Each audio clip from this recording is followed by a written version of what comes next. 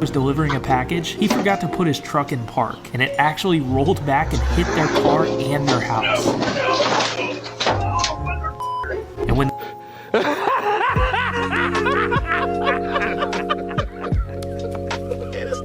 the homeowner came out to see what happened, she was not happy. But the craziest part of the video is at the end. What the I parked it and when I got out and it started moving. I'm so sorry. Yeah, I need some information. Yeah. In my car? Yeah. And while she went back to the house to write down all of his information, he forgot to put the truck in park again, and it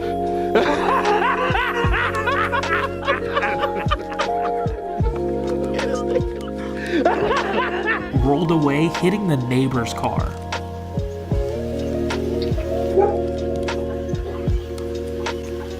Oh my God. What is going on?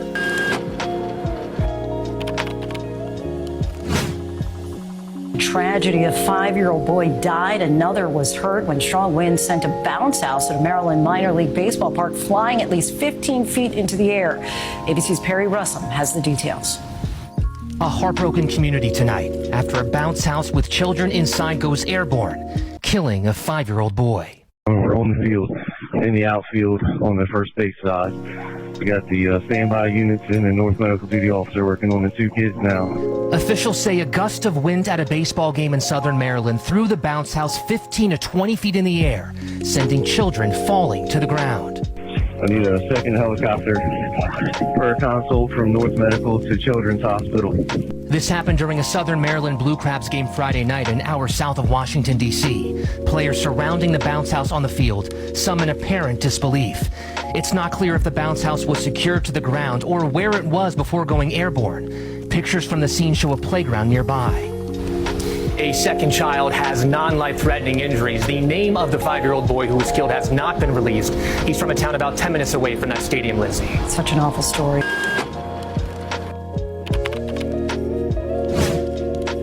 It's just a bad night for Nelly. The rapper was arrested in the St. Louis area overnight. He's accused of possessing the illegal drug ecstasy. Maryland Heights police say they found 4 ecstasy pills during a routine patrol. Nelly was also cited for operating a vehicle without insurance. He's been released and awaiting charges.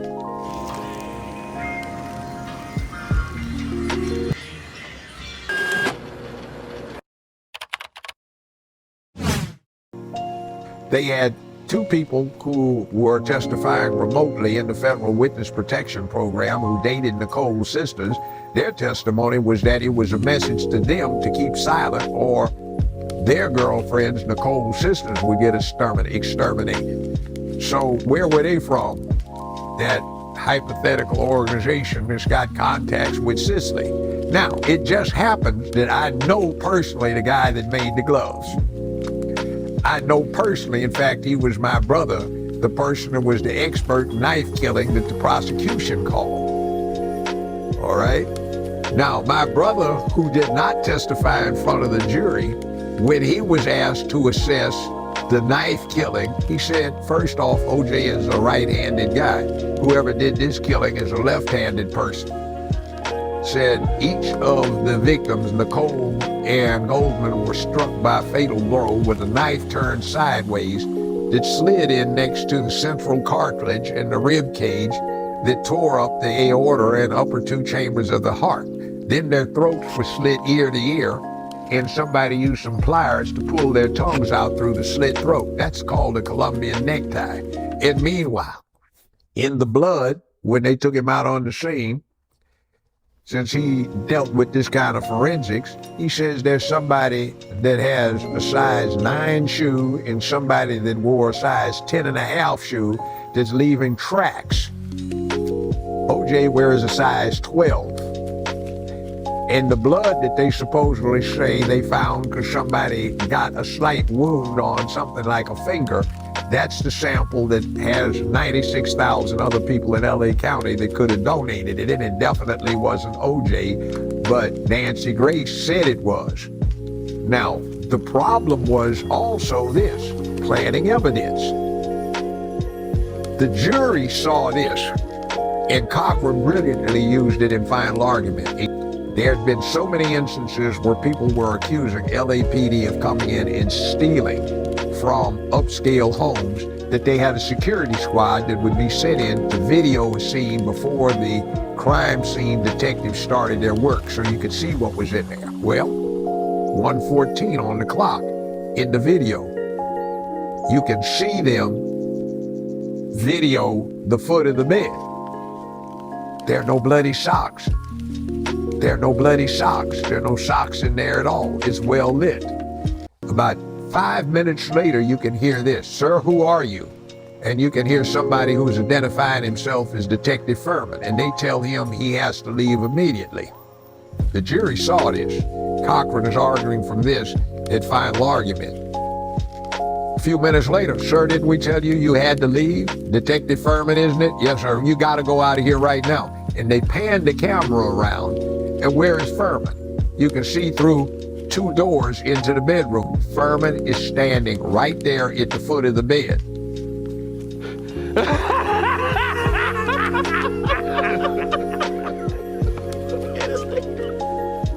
35 minutes later, when crime scene's in there, right where you saw in 114, no socks at all, completely clear, right where you later saw Furman, you see now bloody socks. Now what's the inference?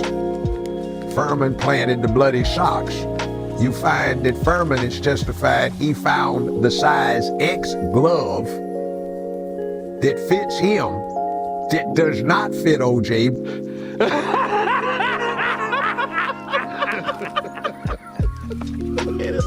But his story is he finds it under a half foot of leaves deep inside OJ's backyard after he climbs the fence.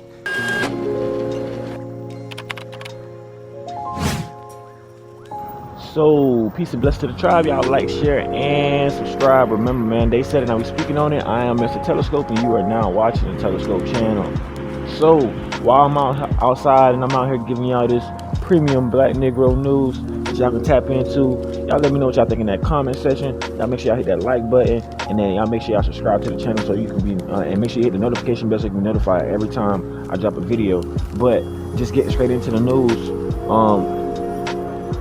I'm not gonna hold y'all. I never thought that Nelly would be locked up for the cases or the charges that he locked up for right now. Like, I mean, people calling him on custody. You know what I'm saying? Like, people, I noticed that people will not give you the benefit of the doubt. If you get caught with like minor drugs like that or anything like that, people not gonna give you the benefit of the doubt. Like, oh, maybe he threw some shit out of the window, or, you know, maybe he got rid of some of the shit or something like that, or maybe somebody who doesn't really have a name took some of the charges or whatever.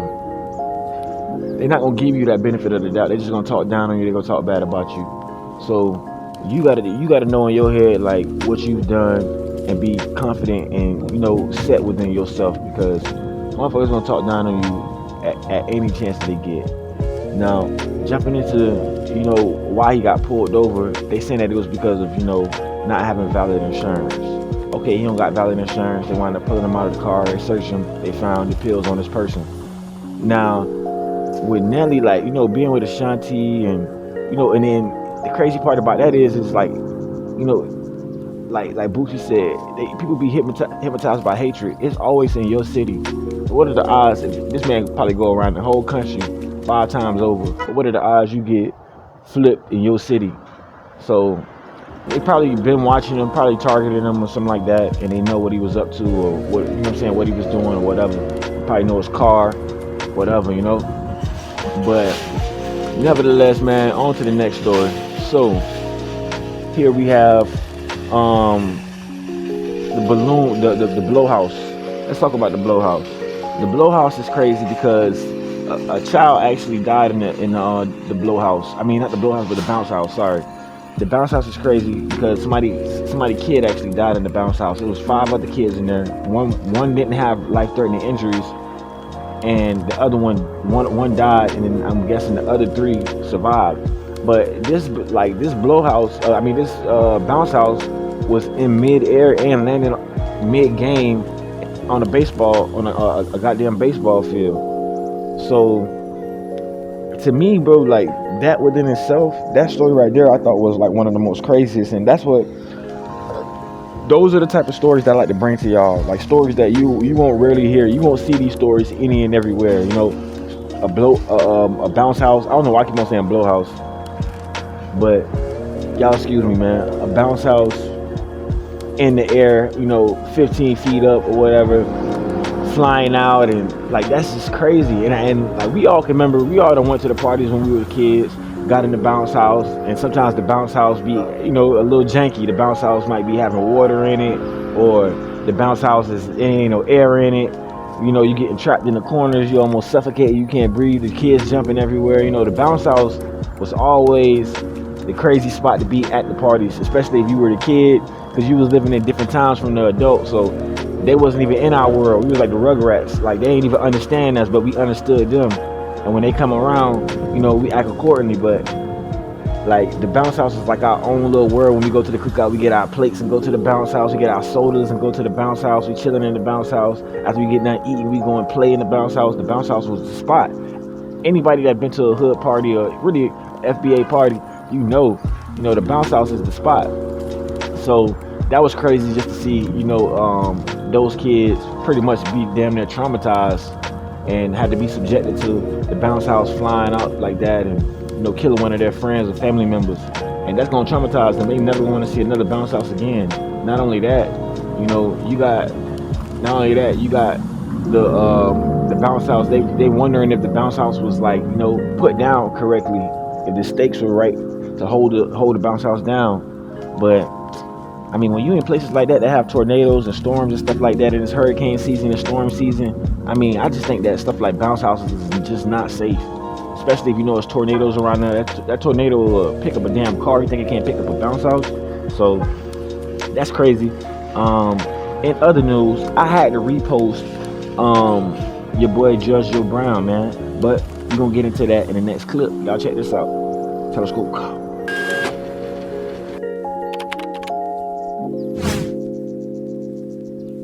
35 minutes later, when crime scene's in there, right where you saw it, 114, no socks at all, completely clear. Right where you later saw Furman, you see now bloody socks. Now what's the inference? Furman planted the bloody socks. You find that Furman has testified he found the size X glove that fits him, that does not fit OJ. So back to this premium black news. The reason that I felt that it was necessary to even post that video was because it was so many jewels just dropped in that little 26-second clip. And that's what I was telling y'all before. Like Judge Joe Brown was saying that, you know, it was a detective that was like planting evidence. Not only did he plant the gloves, but they said that he planted a pair of bloody socks in the bedroom. I found that very intriguing and a pretty good talking point to speak on, because it was like, if we blaming OJ, we said that OJ did it, and we looking at OJ like he was a murderer. Why are we not looking at this detective? Where is this detective? Is he passed away? Is he moved on? Like, where is he? Is he still working? You know what I'm saying? Like, where is this detective? Detective Foreman, where is he? Nobody knows, but yet everybody is still casting stones and putting blame on OJ. My whole thing is like, why it always have to be a black person that's getting blamed and turning in their grave? Look at the whole Julio situation. His brother turning in his grave for what he did when he was alive, but he's still turning in his grave. You know what I'm saying?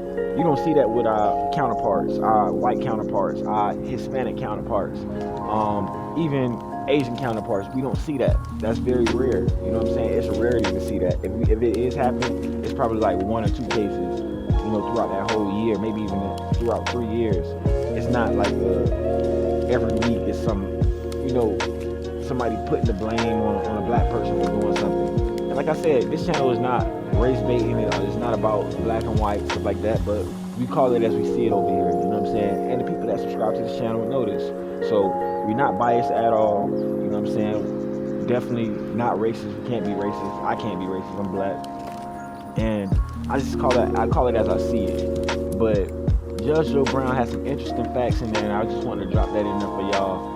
I want y'all to go check that out. Check out that interview at Art of Dialogue, because he said some things that really just make you wonder, like, you know, the judicial system is very shiesty, And for him to be a brother that actually was a part of the system and to be speaking on it like that, just lets you know that it's a lot of corruption that goes on in the judicial system. A lot of people get railroaded. You know, a lot of people get set up and, you know, got to do a lot of years for stuff that they didn't do. Now, granted, some of the people did do what they were charged of, but even the people that do what they're charged of get crazy amounts of time. Like, you know, you get a crazy ass amount of time for a gun case or some shit like that. You get a crazy ass amount of time for selling dope. You know, when you got people that's R-word people out here, pedos out here, and that's like just getting out free, getting house arrest, you know, getting community service and getting back out to society, and they just got to register.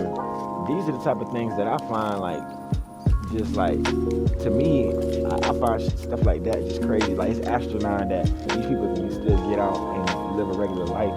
And somebody that's trying to feed their family, not harming nobody, because you're selling drugs, other people choose to do it. Yeah, you providing them with it, and you give them the opportunity to choose, but they still make that choice.